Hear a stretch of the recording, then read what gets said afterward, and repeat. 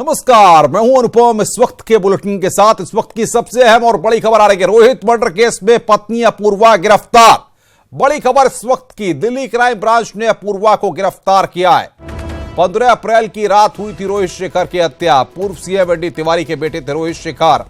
Police ने पूछताछ के बाद अपूर्वा को गिरफ्तार किया है। पूछताछ के बाद अपूर्वा को गिरफ्तार कर लिया गया है। बड़ी खबर इस वक्त की। न्यूज 18 अपने दर्शकों को इस वक्त की सबसे अहम और बड़ी खबर के बारे में बता रहा है। रोहित शेखर के हत्या के मामले में पत्नी अपूर्वा को गिरफ्तार किया गया है। पुलिस ने पूछताछ के बाद अपूर्वा को गिरफ्तार किया है। 3 दिन से पुलिस अपूर्वा से लगातार इस पूरे मसले को लेकर के पूछताछ कर रही थी और अब जाकर के रोहित शेखर मर्डर केस में पत्नी अपूर्वा को गिरफ्तार कर गया है। बातचीत करने के लिए शंकर आनंद हमारे साथ फोन लाइन पर जुड़ रहे हैं। शंकर, 3 दिन से लगातार पूछताछ चल रही थी, उसके बाद कैसे ये बात प्रूफ हो पाई कि अपूर्वा ने ही रोहित शेखर की हत्या की है? क्या क्लूज मिले थे पुलिस को जिसके आधार पर यह कार्रवाई की गई है? देखिए अनुपम, इस मामले में शुरुआत से ही जब 15 तारीख के बाद जब इस मामले की जब तफ्तीश क्राइम ब्रांच ने स्टार्ट की, उस वक्त से ही इतना स्पष्ट हो गया था कि घर के अंदर का ही कोई सदस्य ने इस हत्याकांड को अंजाम दिया हुआ है। क्योंकि सीसीटीवी में साफ तौर पर दिख रहा था कि कोई भी बाहर का सदस्य घर के अंदर में प्रवेश नहीं किया है। इस घर में साफ सीसीटीवी लगे हुए हैं और इतना स्पष्ट हो गया था कि कोई बाहर का सदस्य घर में प्रवेश नहीं किया है।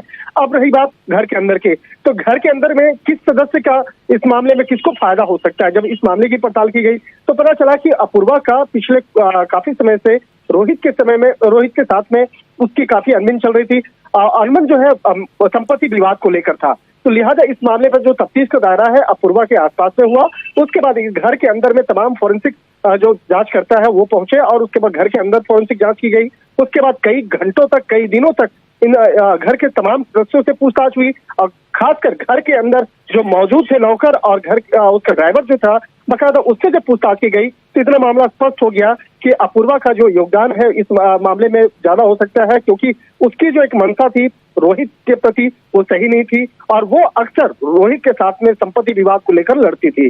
तो इन तमाम मामलों की पड़ताल करने के बाद और फॉरेंसिक एविडेंस जब इस मामले में प्रमाणित हुआ, उसके बाद इस मामले में प्रमाणित हो गया कि अपूर्वा ही इस हत्याकांड को अंजाम दिया है।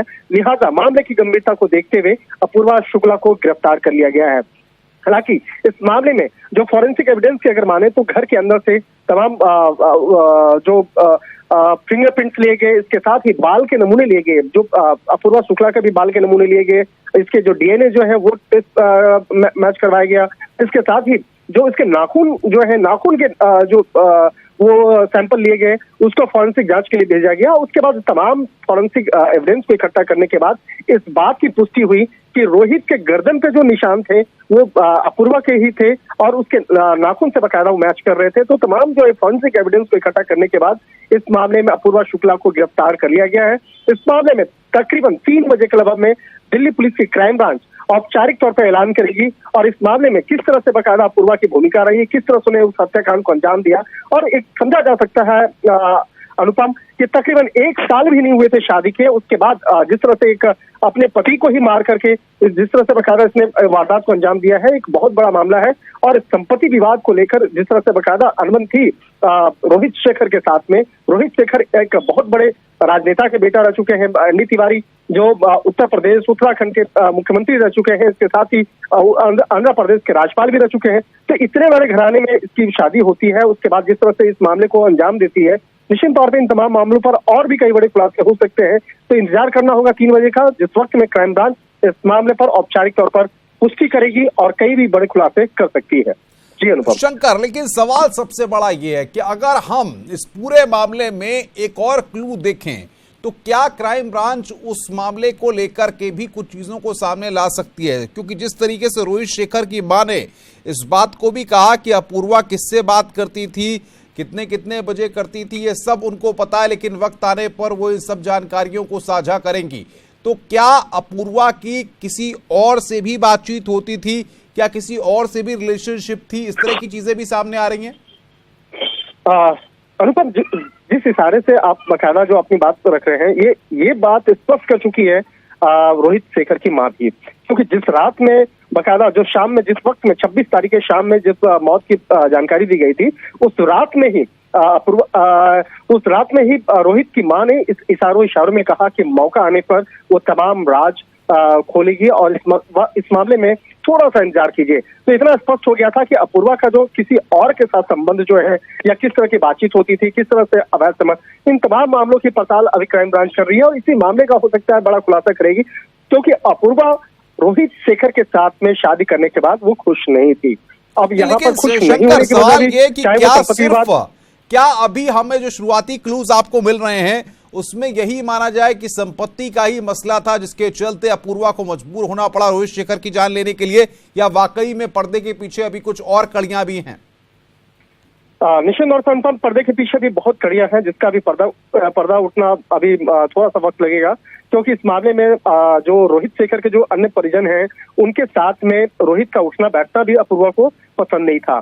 यहाँ तक कि उसके एक दूर का एक रिश्तेदार जो है, उसका एक छोटा बच्चा जिसने रोहित शेखर को बकायदा मुखाग्नि भी दी, तो उसका भी उस घर में नहीं आना पसंद था, जबकि छोटा सा बच्चा है। तो उसको ऐसा डर था अपूर्वा को कि हो सकता है बाद में कई संपत्ति की हिस्सेदारी उस बच्चे के नाम पे भी ना चला जाए, उससे भी ऐतराज था अपूर्वा को। तो कई ऐसे मसले हैं, लेकिन मामला जो घूम फिर करके संपत्ति विवाद पर आता है और कहीं न कहीं रोहित शेखर का जो अपने परिवार के कुछ महिला सदस्यों के साथ उठना बैठना बातचीत करना भी अपूर्वा को पसंद नहीं था।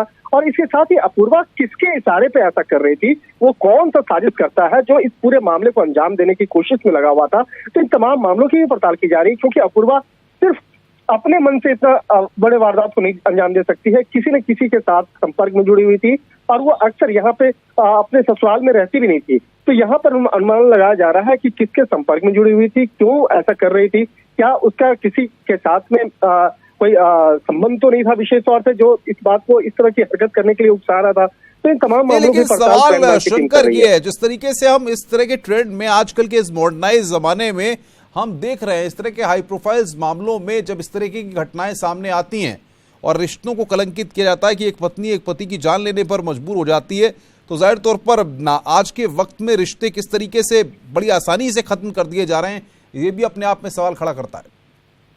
निश्चित तौर पर अनुपम, देखिए 1 साल भी नहीं होते शादी का, इतना हाई प्रोफाइल एक शादी हुई थी दिल्ली के बीजेपी दफ्तर के ठीक बगल में एक लोकेशन है बकायदा, वहीं पे शादी हुई थी जिसमें कि तमाम देश के बड़े बड़े दिग्गज नेता जो है वो पहुंचे थे, IAS IPS अधिकारी पहुंचे थे और इस शादी में बकायदा शिरकत करने के बाद काफी चर्चा का वो केंद्र बना था उस वक्त में जब शादी हुई थी रोहित शेखर की। लेकिन 1 साल भी नहीं हुए, ये मई महीने में 1 साल होने वाला था और 1 साल होने से पहले ही एक पति पत्नी के बीच में जिस तरह से एक विवाद होता है और वो विवाद महज संपत्ति विवाद को लेकर था और कुछ छोटी मोटी जो बातचीत थी उसको आधार बनाकर जिस तरह से मैं बातचीत करने के लिए इस वक्त हमारे साथ तो उत्तराखंड के संपादक अनुपम त्रिवेदी हमारे साथ जुड़ गए हैं। अनुपम जी, जाहिर तौर पर वैसे तो अमूमन तमाम खबरें अक्सर इस तरह की चौंकाती है, लेकिन अगर एक पत्नी अपने पति की जान ले लेती है और उसको गिरफ्तार किया जाता है तो जाहिर तौर पर और हाई प्रोफाइल मामला हो तो सवाल कई खड़े होते हैं। बिल्कुल अनुपम, देखिए इसमें सबसे दिलचस्प बात यह है इस पूरे केस में कि डे 1 से जो रोहित की मां है उज्ज्वला, वो लगातार डिफेंड कर रही थी, वो मानने को तैयार नहीं थी कि इसमें उनके लड़के की कहीं हत्या हुई है। वो जब अपने यहाँ पर रोहित की अस्थियों को प्रोवाइड करने के लिए जब हरिद्वार आई तो उस दिन भी उन्होंने इस बात को हिंट करा कि देखो पति पत्नी में लड़ाई तो होते रहती है, लेकिन ये मैं अभी भी मानने को तैयार नहीं हूँ कि उसकी हत्या हुई होगी। तो उनके लिए भी बड़ा शॉकिंग होगा कि ये रिविलेशन की इस तरीके से ये मामला सामने आ रहा है कि उनकी हत्या हुई है। जिस तरीके के आरोप और जिस तरीके के हमारे अभी सहयोगी बता रहे थे शंकर, जो एविडेंसेस लगातार मिले हैं मामले में। और यहाँ ये बताना जरूरी है अनुपम कि पिछले कुछ समय से लगातार जब से एनडी तिवारी ने इनको अपना पुत्र बकायदा बायोलॉजिकल सन माना था 2012 के आसपास के बाद से, ये लगातार एक्टिव पॉलिटिक्स में होना चाहते थे रोहित। तो वो जो उनका डेस्परेशन था पॉलिटिक्स में आने का वो लगातार साफ दिख रहा था। वो नैनीताल के बहुत से दौरे करे, जिन्होंने बीजेपी भी ज्वाइन करी 2017 में, वहां बात नहीं बनी तो दोबारा कांग्रेस ज्वाइन करने के प्लान कर रहे थे।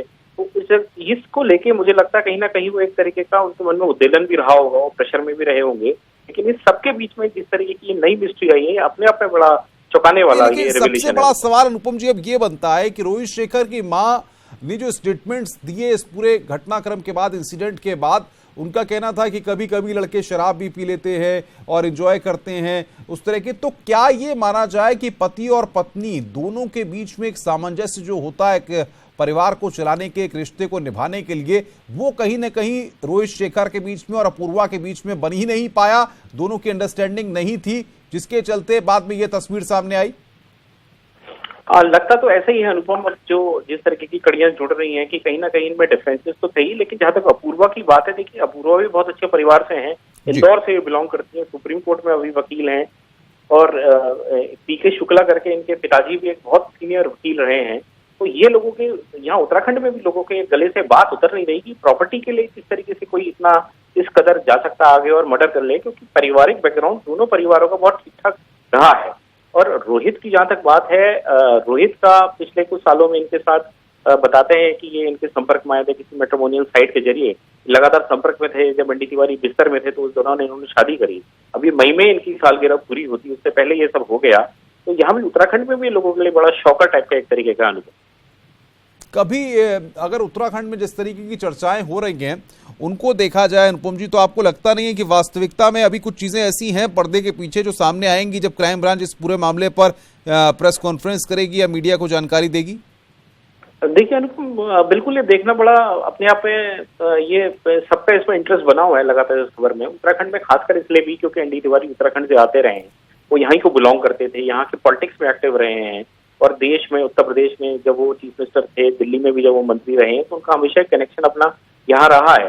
तो लोगों की यहाँ बहुत दिलचस्पी है, और वो एक तरीके की पूरी क्राइम मिस्ट्री जो है ये लोगों के लिए बड़ा अजीब लग रही है। वो कहते हैं कि देखो, खासकर रोहित को लेके अब बड़ी सिंपैथी है, खासकर उनके इस एपिसोड के बाद, क्योंकि वो पॉलिटिक्स में मुझे जहां तक याद आ रहा है अनुपम जी, हो सकता है आपको भी याद आए, जहां तक मैं याद कर रहा हूं, इस तरीके से जब हम इस तरह के मामले देखते हैं, एक ऐसा ही मामला उत्तराखंड में बहुत साल पहले या बहुत वक्त पहले सामने आया था, जब किसी पत्नी ने या पति ने अपने पति के या पत्नी के टुकड़े कर दिए थे और फ्रीजर में रखे थे। इस तरह का एक मामला भी सामने आया था।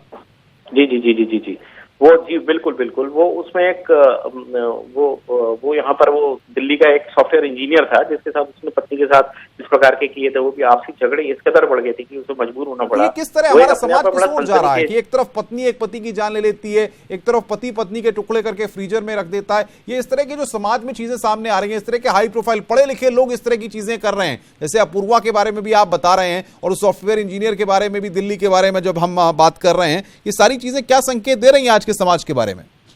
देखिए, एक मुझे जो लगता है अनुपम, मैं एक जनरल ऑब्जर्वेशन ये कह रहा हूँ कि एक तो मटेरियलिस्टिक चीजें बहुत हो गई है, समाज मटेरियलिस्टिक बहुत हो गया, आपसी संवेदनाएं तकरीबन खत्म होने के कगार पे हैं, बहुत आदमी भौतिकतावादी ज्यादा हो गया है, तो इस वजह से ये सब चीजें आ रही होंगी।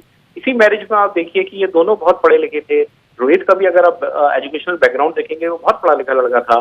अपूर्वा अपने आप में वकील रही है, सुप्रीम कोर्ट की वकालत कर रही है, तो जाहिर तौर पर दोनों को फैमिली बैकग्राउंड, दोनों परिवार, दोनों इंडिविजुअल्स का बहुत अच्छा बैकग्राउंड रहा है। और क्या परिस्थितियां रही होंगी कि इस कदर किसी का दिमाग पलट जाए, जो मर्डर करने पर उतारू हो जाए, ये अपने आप में लोगों के लिए बड़ी शॉकिंग खबर है अनुपम। बिल्कुल अनुपम जी, बहुत बहुत शुक्रिया आपका। शंकर, आपका भी बहुत बहुत शुक्रिया हमारे साथ जुड़ने के लिए और बातचीत करने के लिए। इस बड़ी खबर पर हमारी नजर बनी हुई है, जो भी अपडेट्स हमारे पास आ रहे हैं उनको हम दर्शकों तक सबसे पहले पहुंचाएंगे।